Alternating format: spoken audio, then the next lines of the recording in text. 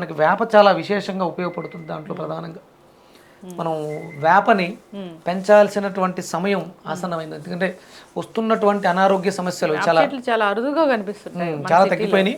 ఇప్పుడు అందరూ దృష్టి ఎలా ఉందంటే ఒక వెంచరేస్తే ఎర్రచందనం చెట్లు నాటి మార్కెట్ రేపొద్దుట ఒక 10 ఏళ్ల తర్వాత మీకు ఇది కోట్లు తెచ్చిపెడుతుంది.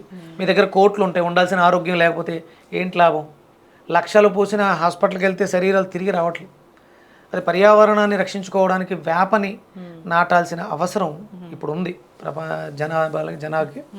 ఈ ఆకుల్ని ఒక 2-3 రొబ్బల ఆకుల్ని వేడి నీళ్ళలో మనం అంటే స్టీమర్స్ ఉంటాయి చాలా మంది దగ్గర, దాన్నన్నా వాడుకోవచ్చు. లేకపోతే మనం స్టవ్ మీద నీళ్ళని బాగా మరగబెట్టి పూర్వం దాకల్లో మరగబెట్టి దుప్పటిని ముసుగేసి పూర్తిగా ప్యాక్ చేయడం ద్వారా ఆవిరి పట్టేవారు.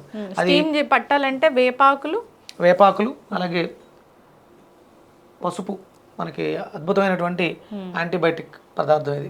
ఇందులో ఉన్నటువంటి యాంటీ ఇన్ఫ్లమేటరీ అనాలిసిస్ ఇన్ఫ్లమేషన్స్ను కూడా చాలా అద్భుతంగా తగ్గించే శక్తి పసుపుకుంది, అలాగే వేపకుంది. దాంతోపాటు మనకి ఈజీగా ఈ బ్యాక్టీరియాల నుంచి వైరస్ నుంచి మన లంగ్స్ను ఓపెన్ చేయడానికి యాక్టివ్ చేయడానికి పచ్చకర్పూరం, స్వచ్ఛమైనటువంటి పచ్చకర్పూరం కొంచెం అలా పిండి పౌడర్ చేసి నీళ్ళలో వేసి గట్టిగా పీలిస్తే, ఇంకా పుదీనా పువ్వని, మింటు ఫ్లవర్స్ ఉంటాయి, వాము పువ్వు, వాటిని కూడా వేసుకుంటే ఇంకొంచెం ఘాటు ఎక్కువగా వస్తుంది. బాగా ఎక్కువ స్ట్రాంగ్గా ఉంటే లాస్టిస్ బాగా బ్లాక్ అయి ఉంటే మొత్తం బయటకు వచ్చేయడం కానీ లోపలికి దిగిపోవడం కానీ జరుగుతుంది. నాస్ట్రిల్స్ పూర్తిగా ఓపెన్ అవుతాయి. ఎప్పుడైతే ఓపెన్ అయ్యి ఫ్రీ ఎయిర్ వెళ్ళిందో లంగ్స్లో ఉన్నటువంటి అన్ని రకాల ఇన్ఫెక్షన్స్ కూడా క్లియర్ అవుతాయి.